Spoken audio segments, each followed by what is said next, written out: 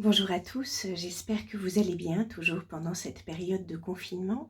Et j'aimerais aujourd'hui vous inviter à réfléchir à une notion qui est la notion de valeur.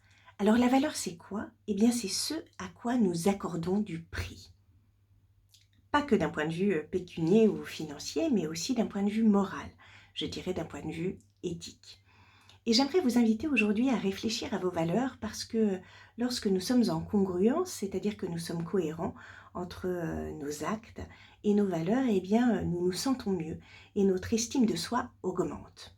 Alors d'où viennent nos valeurs? Eh bien, elles viennent souvent de notre famille, de notre culture, voire de notre pays.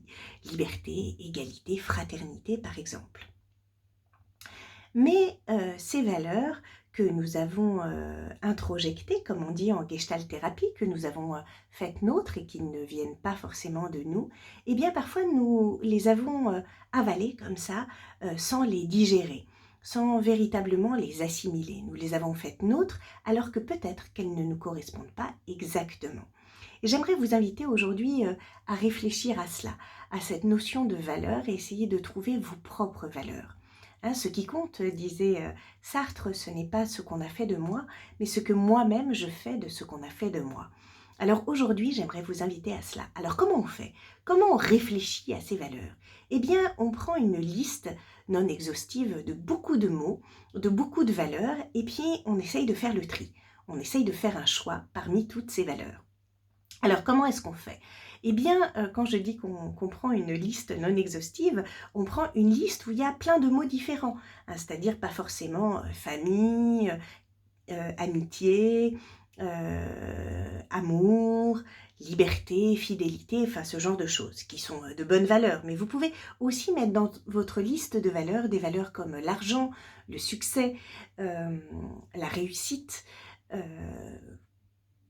le dépassement de soi, le sport par exemple, ou l'art, la créativité. Voilà, moi j'aimerais vous inviter à réfléchir à ce qui compte pour vous en fait. Qu'est-ce qui compte pour vous véritablement? Et puis ensuite à vous poser la question de vous dire, eh bien si j'étais la meilleure version de moi-même, si j'étais vraiment moi plus, quelles valeurs, quelles 5 valeurs incarnerais-je?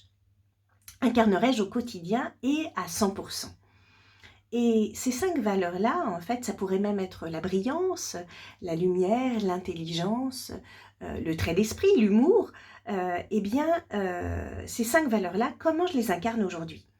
En gros, ce que vous pourriez faire, c'est réfléchir à un modèle.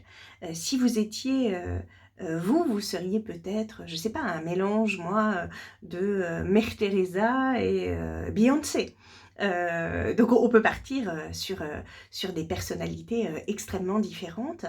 Et vous allez essayer de réfléchir à moi, la meilleure version de moi-même, c'est quoi? C'est qui? En fait, quelle valeur j'aimerais incarner? Pourquoi je vous dis ça? Parce que en faisant cela, vous allez peut-être faire le tri entre les valeurs qui sont héritées de votre histoire et vos propres valeurs. Et c'est ainsi que vous allez pouvoir déterminer votre identité et vous sentir plus juste vis-à-vis de vous-même. Ensuite, par rapport à ce que nous avons introjecté, c'est-à-dire à ce que nous avons avalé d'une certaine manière, tout cru sans l'assimiler, eh bien, ce sont des croyances. Par exemple, sois poli, dis bonjour à la dame, dis merci, sois gentil, sois le meilleur. Voilà, ce sont des valeurs que nous avons faites nôtres alors qu'elles ne l'étaient pas forcément au départ. Eh bien, moi, ce que je vous demande, c'est de réfléchir à ça. Est-ce que ces valeurs-là, j'ai envie de les incarner toujours et toujours au quotidien, ou est-ce que je ne peux pas les moduler? Et quelles seraient mes valeurs à moi, ces 5 valeurs phares que j'aimerais moi, chaque jour, incarner au quotidien? Ensuite, une fois que vous avez fait ça, ce que je vous propose, c'est de vous noter. Aujourd'hui, par rapport à mes 5 valeurs phares, quelle note je me mets? Est-ce que je me mets 0 sur 5? Est-ce que je me mets 1 sur 5? Ou est-ce que je me mets 4 sur 5? Et alors, pour chaque valeur, ça peut être différent. Par exemple, si vous avez la valeur créativité, par exemple, et ben peut-être qu'aujourd'hui, dans cette période de confinement où vous avez peut-être plus de temps, si vous n'avez pas d'enfant, eh bien, peut-être que vous l'incarnez à 4 sur 5.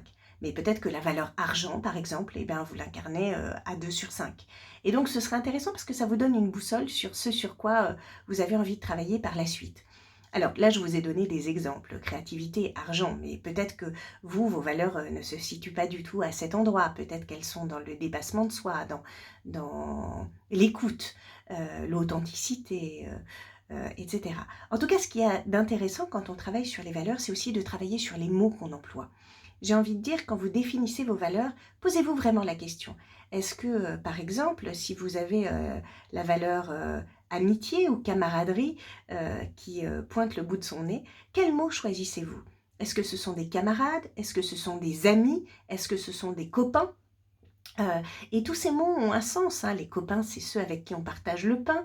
Les amis renvoient peut-être à la notion d'amitié telle que la concevaient Montaigne et la Boétie. Et puis ce sont des âmes amies, hein, ça vient peut-être du mot âme, en tout cas on peut l'entendre comme cela. Et puis camaraderie, eh bien ça renvoie aussi à autre chose. Donc essayez de choisir véritablement les mots, hein.